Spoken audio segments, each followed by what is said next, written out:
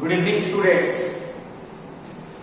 Last topic हम लोगों ने फ्री बॉडी डायग्राम के बारे में बातचीत किया था और मैंने आपको कहा था कि फ्री बॉडी डायग्राम का मतलब होता है वो डायग्राम जिसमें हम लोग we have to present the forces acting on the body. वो डायग्राम जिसमें हम लोग फोर्सेस को प्रेजेंट करते हैं, जितने भी बॉडी पे फोर्स लग रहे हो उन फोर्सेस के प्रेजेंटेशन को हम कहां पे एग्जीक्यूट करते हैं बेटा? फ्री बॉडी डायग्राम में एग्जीक्यूट करते हैं। अब मैंने आपको दो तरीके के फोर्सेस के बारे में बताया हुआ है।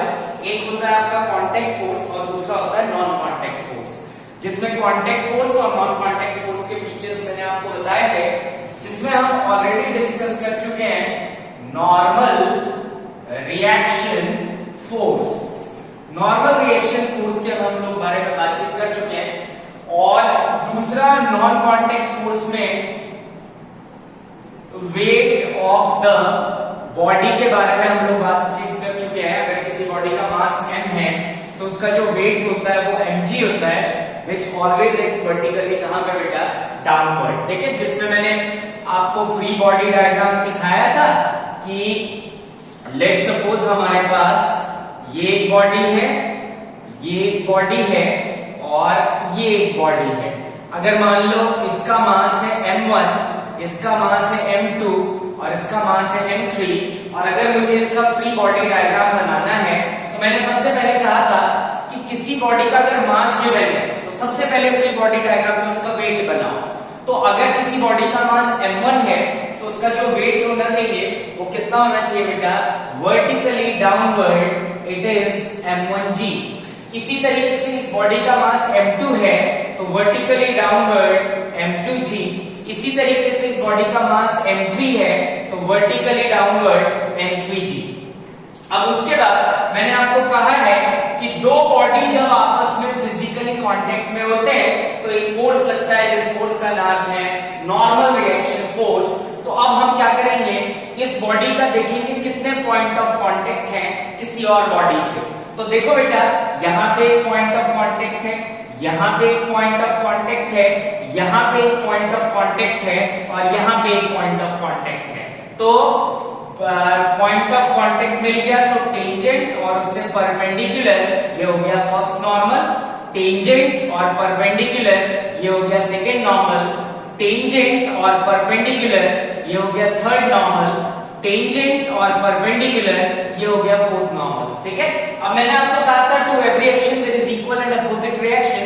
अगर m2 ने इस तरफ n4 लगाया तो बदले में इस तरफ भी क्या होगा बेटा? n4 ही होगा। m3 ने इस पे इस तरफ n2 लगाया तो इस तरफ वापस से कितना हो जाएगा? n2। अब इसका देखो, ये है पॉइंट ऑफ कांटेक्ट तो टेंजेंट और टेंजेंट से परपेंडिकुलर n5, टेंजेंट से परपेंडिकुलर n6, टेंजेंट और टेंजेंट से परपेंडिकुलर n7। अब देखो ये n7 m3 ने लगाया है, किस पे लगाया बेटा? m2 पे, तो बदले में वापस से इस पे रिवर्स हो जाएगा कितना?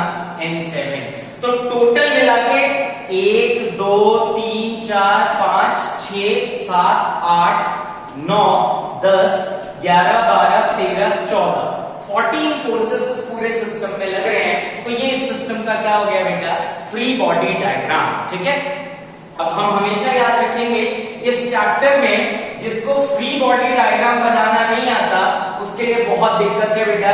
तो फ्री बॉडी डायग्राम बनाना कोई बड़ी बात नहीं है, इसको ध्यान से सीखो क्योंकि हर क्वेश्चन में हमें पहले फ्री बॉडी डायग्राम बनाना होगा और अगर आप एक भी फोर्सेस को स्किप कर देते हैं तो आपका कभी भी आंसर नहीं निकलेगा। तो मैं एक और फ्री बॉडी डायग्राम बनाने की कोशिश करता हूं, सब लोग सीखेंगे। मान लो इस तरीके का एक सिस्टम दे रखा है, लेट सपोज ये, और यहाँ पे एक पत्थर है, इस पत्थर का मास मान लो m है, हमसे बोलता है इस प्लैंक का भी फ्री बॉडी डायग्राम बनाओ और इस पत्थर का भी फ्री बॉडी डायग्राम बनाओ। तो याद रखो किसी बॉडी का मास m तो वर्टिकली डाउनवर्ड क्या हो जाएगा बेटा? mg। अब इसके बाद देखो ये पत्थर इस प्लैंक से इस पॉइंट पे कांटेक्ट कर रहा है, तो ये खींच लिया टेंजेंट और टेंजेंट से परपेंडिकुलर नॉर्मल। क्लियर है बात? तो अब अगर इस प्लेन प्लैंक में इस पे नॉर्मल लगाया तो बदले में इस तरफ भी क्या हो जाएगा बेटा, नॉर्मल आ जाएगा, और कोई पॉइंट ऑफ कांटेक्ट कहीं से नहीं है। तो 1 2 3 इसका ये हो गया तुम्हारा फ्री बॉडी डायग्राम। तो ये नॉर्मल रिएक्शन फोर्स और वेट ऑफ द बॉडी के लिए हमने फ्री बॉडी डायग्राम्स की प्रैक्टिस की। तुम कैसा भी स्ट्रक्चर लेके फ्री बॉडी डायग्राम बना सकते हो। जैसे मान लो मैं एक और स्ट्रक्चर का बनाता हूं। लेट सपोज ये एक रॉड है, इस रॉड का मास मान लेते हैं m1, ये एक और रॉड है, इस रॉड का मास मान लेते हैं m2, और ये एक हो गया तुम्हारे पास स्टोन, इसका मास मान लेते हैं m3। ठीक है, अब इसका हमें फ्री बॉडी डायग्राम बनाना है। तो देखो सबसे पहले मासेस का बना लेते हैं। तो वर्टिकली डाउनवर्ड, याद रखना weight is always acts vertically downward. अगर इधर उधर कर दोगे तो पूरा गड़बड़ हो जाएगा, क्योंकि वेट क्या है बेटा, फोर्स, और फोर्स वेक्टर है, और अगर वो वेक्टर है तो उसके डायरेक्शन का एग्जीक्यूशन मस्ट है। तो m1g यहां पे आ गया, इसी तरीके से वर्टिकली डाउनवर्ड m2g, इसी तरीके से वर्टिकली डाउनवर्ड m3g। अब अगर आप देखें तो ये m1 इस बॉडी को इस पॉइंट पे कांटेक्ट कर रहा है, तो टेंजेंट और उससे परपेंडिकुलर फर्स्ट नॉर्मल m1। इसी तरीके से यहां पे अगर देखें तो टेंजेंट और परपेंडिकुलर क्या हो जाएगा बेटा, m2। इसी तरीके से यहां पे पॉइंट ऑफ कांटेक्ट, तो यहां पे भी नॉर्मल, तो इस तरफ लगा देता हूं मैं m3। अब सोचो m2 ने m1 पे m3 लगाया, तो बदले में ये भी कितना लगाएगा, m3। इसी तरीके से m1 ने इस पत्थर पे m2 लगाया, तो पत्थर भी रॉड पे क्या लगाएगा बेटा, m2 लगाएगा वापस। ठीक है, अब इसका ये हो गया पॉइंट ऑफ कांटेक्ट, ये हो गया टेंजेंट, और टेंजेंट से परपेंडिकुलर, तो इसको मान लेते हैं n4। फिर ये हो गया पॉइंट ऑफ कांटेक्ट, तो ये हो गया टेंजेंट, टेंजेंट से परपेंडिकुलर n5। अब इसने n5 लगाया, तो बदले में पत्थर भी इसमें क्या लगाएगा, n5 लगा देगा। इसी तरीके से यहां पे देखें तो टेंजेंट और इससे परपेंडिकुलर, दैट इज n6। तो ये इसका क्या बन गया बेटा, फ्री बॉडी डायग्राम। तो फ्री बॉडी डायग्राम बनाना कोई बहुत मुश्किल नहीं है, सिर्फ आपको क्या है, थोड़ा सा इसमें ध्यान देना पड़ता है। चलो एक और बनाते हैं, और उसके बाद फिर आगे बढ़ेंगे। हमारा नेक्स्ट टॉपिक हम पढ़ेंगे, दैट इज टेंशन। तो एक और एक्टिविटी बना के मैं दिखाता हूं। मान लो इस तरीके का है, कैसा भी बनाओ प्रैक्टिस के लिए। लेट सपोज ये एक पत्थर है, और इस पत्थर के साथ यहाँ पे एक रॉड है, इस तरीके से ये ऐसे, ठीक है बेटा, और लेट सपोज यहाँ पे भी एक पत्थर है, इस तरीके से अटका दिया मैंने, और ये कंटेनर है जिसमें ये पूरा सिस्टम हमने ऐसे रख दिया। ठीक है, मान लो इसका मास है m1, इसका मास है m2, और इसका मास है m3। तो ये क्वेश्चन सब लोग ट्राई करेंगे कि इसका फ्री बॉडी डायग्राम हम कैसे बनाएं। मैं 1 मिनट में आपको बताऊंगा, जल्दी से सब लोग ट्राई करो। चलो तो देखो बेटा, इसका मास है तो vertically downward m1g, vertically downward m2g, vertically downward m3g। ठीक है, क्लियर हो गई बात। अब नॉर्मल की बारी। तो देखो यहाँ पे पॉइंट ऑफ कांटेक्ट, ये टेंजेंट और टेंजेंट से परपेंडिकुलर n1। फिर इसी तरीके से यहाँ पे पॉइंट ऑफ कांटेक्ट, तो ये टेंजेंट और टेंजेंट से परपेंडिकुलर n2। अब देखो रॉड ने इस पत्थर पे n2 लगाया, तो बदले में पत्थर भी इस पे क्या लगाएगा बेटा, n2। इसी तरीके से वापस देखो, ये पॉइंट ऑफ कांटेक्ट, तो ये टेंजेंट, इस तरफ क्या हो जाएगा, n3।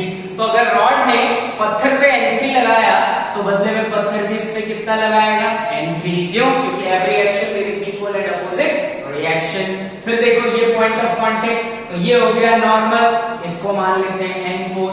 ये हो गया पॉइंट ऑफ कांटेक्ट, तो ये टेंजेंट और टेंजेंट से परपेंडिकुलर, दैट इज n5। तो देखो यहाँ पे टोटल कितने फोर्स हो गए, 1 2 3 4 5 6 7 8 9 10। तो इस पूरे सिस्टम में कितने फोर्स एक्ट हो रहे हैं बेटा, इस पूरे सिस्टम में कुल मिला के 10 फोर्स एक्ट हो रहे हैं। ये इसका हो गया तुम्हारा फ्री बॉडी डायग्राम। तो एक चीज अब हम नोट डाल के लिखेंगे, write down note, number of normal force, number of normal reaction force, number of normal reaction force depends on the number of normal reaction forces या force depends on the number of point of contact, number of point of contact between the two bodies, between the two bodies।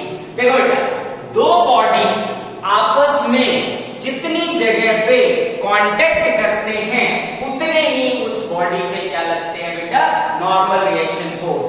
अगर कोई body किसी दूसरी body से 10 जगह पे contact करता है फिजिकली, तो सिस्टम पे कितने नॉर्मल रिएक्शन फोर्स लगेंगे बेटा, 10 नॉर्मल रिएक्शन फोर्स लगेंगे। तो इस चीज को हम ध्यान रखेंगे कि जितने पॉइंट ऑफ कॉन्टेक्ट होते हैं बेटा बिटवीन टू बॉडीज, उतने ही number of normal reaction force लगते हैं उस सिस्टम पे। क्लियर हो गई बात?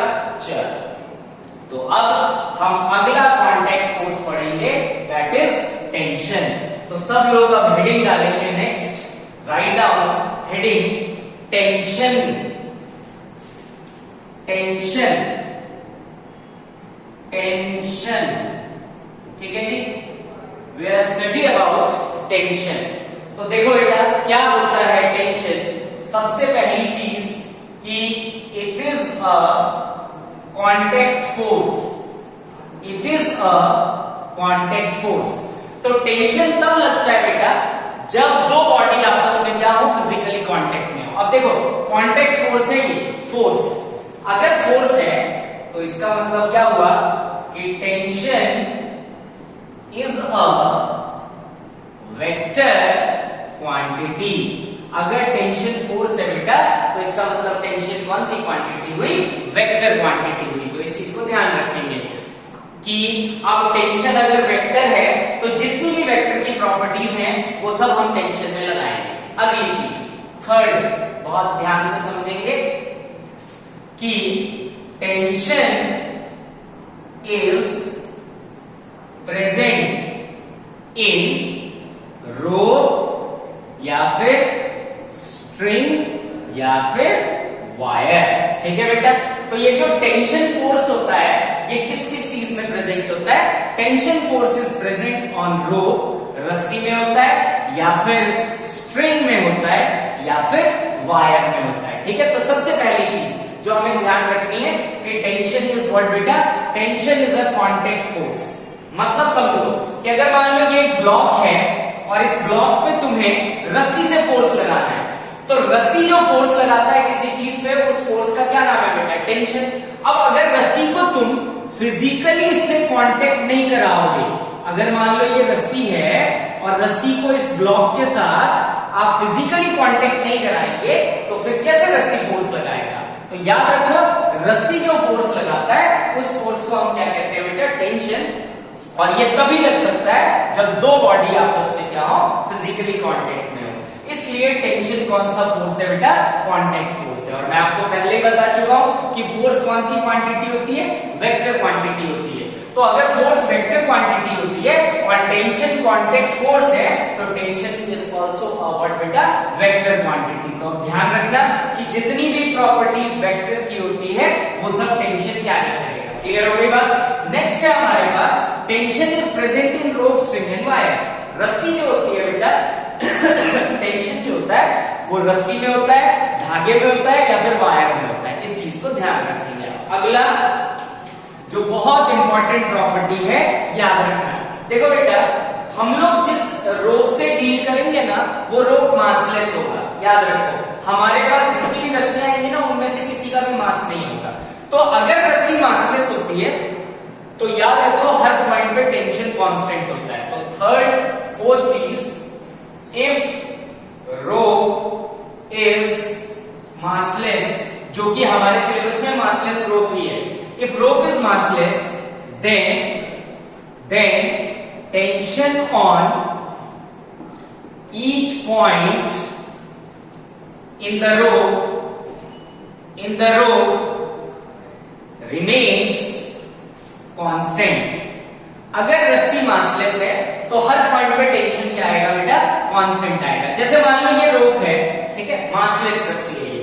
लेट्स सपोज ये massless रोप है, massless रोप. अब मान लो इस रोप पे मैंने 3 पॉइंट बना दिए A, B और C. तो समझना बात को ध्यान से बेटा. अगर ये रोप massless है और मैंने इस रोप पे 3 पॉइंट बना दिए, तो अगर मतलब A पॉइंट पे टेंशन T है तो B पे भी टेंशन T होगा और C पे भी टेंशन क्या होगा बेटा? T होगा. मतलब तुम इस रस्सी में कोई भी पॉइंट ले लो, मान लो यहां पॉइंट लिया D, यहां पॉइंट लिया E, यहां भी टेंशन T होगा, यहां भी टेंशन T होगा. मतलब if rope is massless then tension on each point in the rope remains constant. उस केस में टेंशन हर पॉइंट पे क्या होगा रस्सी के बेटा? सेम रहेगा, चेंज नहीं होगा. तो ये 4th पॉइंट हो गया. अब 5th पॉइंट समझना. मान लो तुम्हारे पास ये ब्लॉक है, इसका मास m है और तुम इस रस्सी को पकड़े हुए हो. तो अब सोचो जरा, अगर इस ब्लॉक को तुमने एक रस्सी से कनेक्ट करके इस रस्सी को पकड़ रखा है, तो अब इस रस्सी से तुम इस ब्लॉक को खींच सकते हो, धकेल सकते हो या दोनों काम कर सकते हो. मान लो तुमने किसी चीज को एक रोप से बांध दिया या स्प्रिंग से बांध दिया या वायर से बांध दिया, तो बेटा हम सिर्फ ना चीजों को खींच सकते हैं, धकेल नहीं सकते हो रस्सी से, भले ये कितनी भी हल्की चीज हो. तो इसका मतलब क्या होता है बेटा? टेंशन. देखो रोप जो फोर्स लगाता है उसका क्या नाम है? टेंशन. तो हम रस्सी से सिर्फ चीजों को खींच सकते हैं, धकेल नहीं सकते. तो 5वां पॉइंट क्या होता है बेटा? Tension is always a pulling force. Pulling force. हम रस्सी से सिर्फ चीजों को खींच सकते हैं, हम चीजों को धकेल नहीं सकते. तो धकेल नहीं सकते तो पुशिंग फोर्स नहीं है. रस्सी से हम सिर्फ खींच सकते हैं और रस्सी जो फोर्स से खींचता है उस फोर्स को हम टेंशन कहते हैं. तो इसका मतलब tension is always a pulling force. रस्सी से आप सिर्फ खींच सकते हैं, रस्सी से आप धकेल नहीं सकते. इसका मतलब टेंशन क्या है बेटा? पुलिंग फोर्स है. क्लियर हो गया? तो अब सोचो, अगर ये वेक्टर क्वांटिटी है और मैंने आपको बताया वेक्टर का मतलब होता है डायरेक्शन एंड मैग्नीट्यूड, दोनों बातें होती है वेक्टर में. तो अब सोचो, अगर ये एक ब्लॉक है और रस्सी से तुम इसको सिर्फ खींच सकते हो, तो सिर्फ अगर खींच सकते हो तो टेंशन पुलिंग फोर्स है, मतलब हमेशा अवे बनेगा, बॉडी से अवे प्रेजेंट होता है. अवे प्रेजेंट करना है तुमको. अगर टुवर्ड्स कर दिया, मान लो टेंशन हमने ऐसे लगा दिया, फिर तो इसका ये मतलब हुआ रस्सी इसको धकेल रहा है, जबकि ये पॉसिबल नहीं है. तो रस्सी सिर्फ खींच सकता है. इसका मतलब 6ठा पॉइंट हम क्या लिखेंगे? Tension is always presented away from the body. हमेशा बॉडी से क्या करना है उसको बेटा? अवे प्रेजेंट करवाना है. तो ये 5-6 चीजें हमें याद रखनी है अबाउट टेंशन फोर्स. ठीक है? सबसे पहली चीज, it is a contact force. Tension is a vector quantity. क्यों वेक्टर क्वांटिटी? क्योंकि फोर्स है और फोर्स है तो वेक्टर होगा. Tension is present in rope, string या फिर वायर. टेंशन रस्सी में होता है, स्ट्रिंग में होता है, वायर में होता है. और चौथी चीज, if rope is massless then tension on each point in the rope remains constant. और हमेशा याद रखो रस्सी massless ही मिलेगी तुमको, कभी मास वाली रस्सी नहीं मिलेगी. तो हर पॉइंट पे क्या होगा बेटा? टेंशन कांस्टेंट होगा.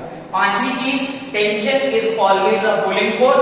रस्सी से हम कुछ धकेल नहीं सकते, सिर्फ खींच सकते हैं, इसलिए टेंशन हमेशा क्या होता है? पुलिंग फोर्स होता है. और 6th point, tension is always presented away from the body.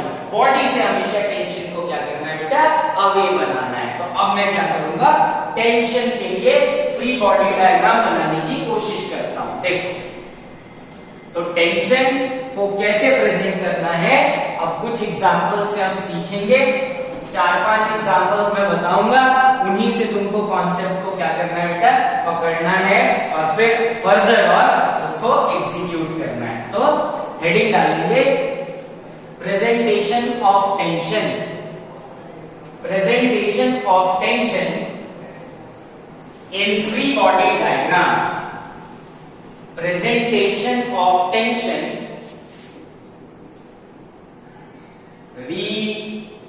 representation of tension in free body diagram, representation of tension in free body diagram। तो देखो बेटा कुछ पॉइंट्स या फोटो में बनाने की कोशिश करता हूं।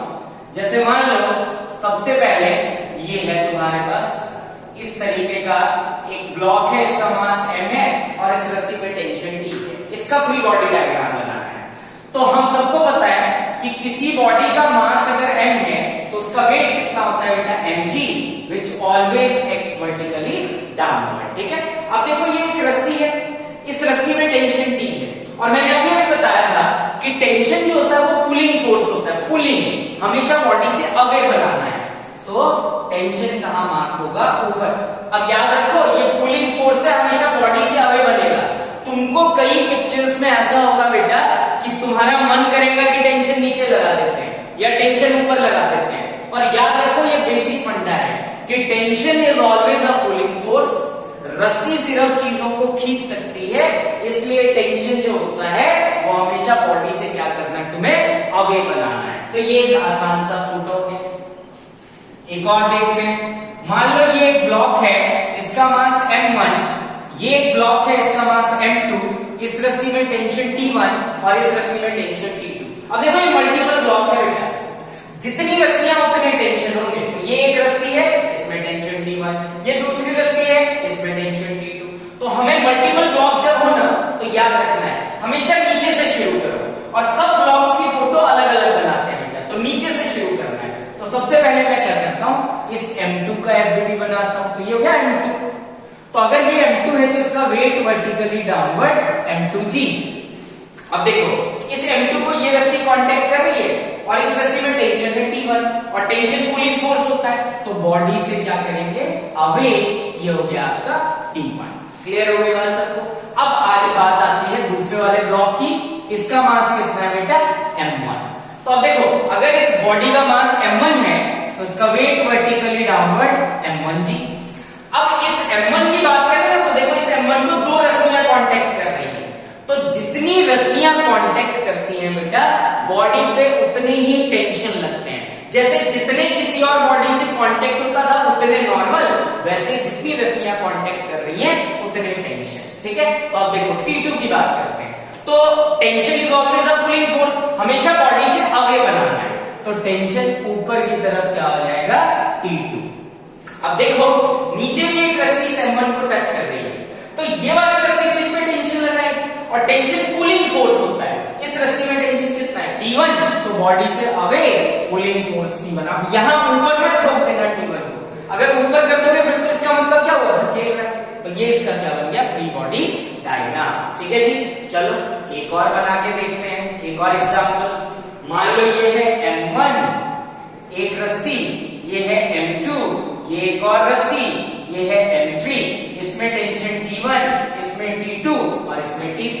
तो अगेन मल्टीपल ब्लॉक्स हैं, मल्टीपल ब्लॉक्स के लिए मैंने क्या सिखाया बेटा, हमेशा नीचे से शुरू करना है। तो सबसे नीचे कौन है, जल्दी से बता दो, m3।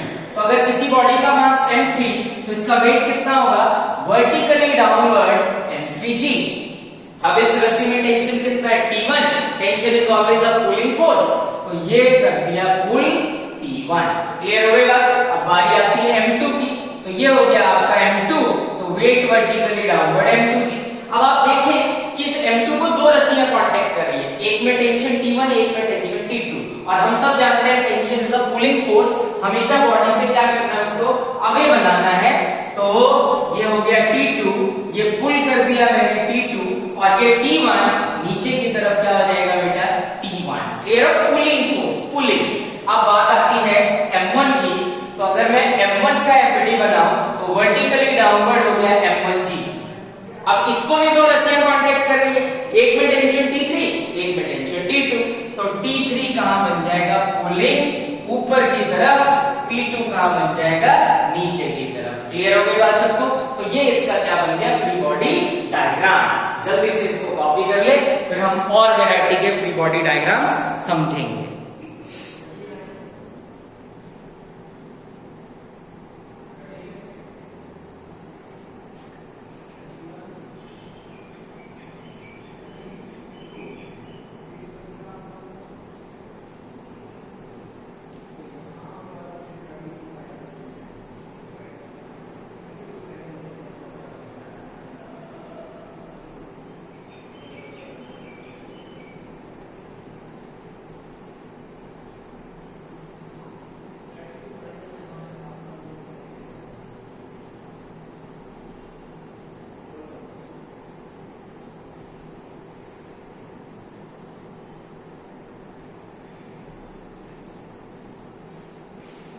चलो, तो अब मैं 4 ब्लॉक्स लटका के दिखाता हूं कि 4 ब्लॉक्स का एफबीडी कैसे बनाएंगे।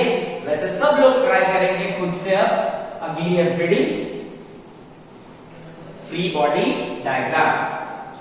तो मान लो बेटा ये हमारे पास सीलिंग, ये हो गया पहला ब्लॉक M1, ये हो गया दूसरा ब्लॉक M2, ये हो गया तीसरा ब्लॉक M3 और ये हो गया चौथा block M4, T1, T2, T3 और T4। 4 ब्लॉक्स है हमारे पास। नीचे से शुरू करना है, फटाफट बनाते जाते हैं। देखो ये हो गया M1, तो वर्टिकली डाउनवर्ड M1G, और एक रस्सी कांटेक्ट कर रही है तो ऊपर की तरफ क्या हो जाएगा, T1। फिर बारी आती है M2 की, तो वर्टिकली डाउनवर्ड M2G, इसको दो रस्सियां कांटेक्ट कर रही है, एक में टेंशन T1, एक में T2, तो T1 पुलिंग, T2 पुलिंग, ये हो गया। फिर M3 की बात करते हैं, सॉरी ये M4 है, ये है तुम्हारा M3।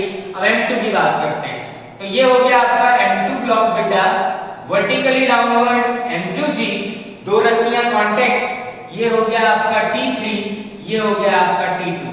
फिर बात करते हैं M1 की, तो वर्टिकली डाउनवर्ड M1G, दो रस्सियां कांटेक्ट, तो दो टेंशन फोर्स, ऊपर की तरफ T1 और नीचे की तरफ क्या आ गया बेटा, सॉरी यार, ओके थोड़ा गलत कर दिया हमने, ये T3, ये T2, ये T1, T2, T3, T4, ये हो गया T4 बेटा, और ये हो गया आपका T3। यहाँ पे हमने T1 बनाया, T2, ये T3, ठीक है, क्लियर हो गई बात? तो ये 4 ब्लॉक्स का फ्री बॉडी डायग्राम। जल्दी से इसको भी कॉपी कर लें।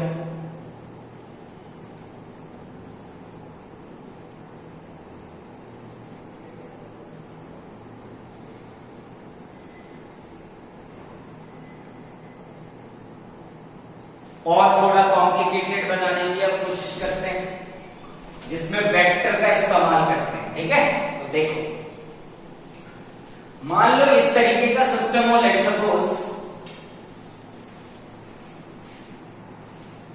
सपोज हमारे पास इस तरीके का एक सिस्टम हो, ये एक रस्सी, ये एक ब्लॉक, इसका मास m, इसमें टेंशन T1, इसमें टेंशन T2, लेट सपोज ये एंगल है बेटा थीटा, ठीक है? इसका फ्री बॉडी डायग्राम बनाना है। तो देखो अब ध्यान से, मैंने आपको बताया है कि सबसे पहले वेट बनाओ, तो वर्टिकली डाउनवर्ड mg आ गया। अब इसके बाद याद रखो बेटा कि टेंशन फोर्स होता है, तो इस रस्सी में क्या होना चाहिए, पुलिंग फोर्स कितना, T1, और इस रस्सी में भी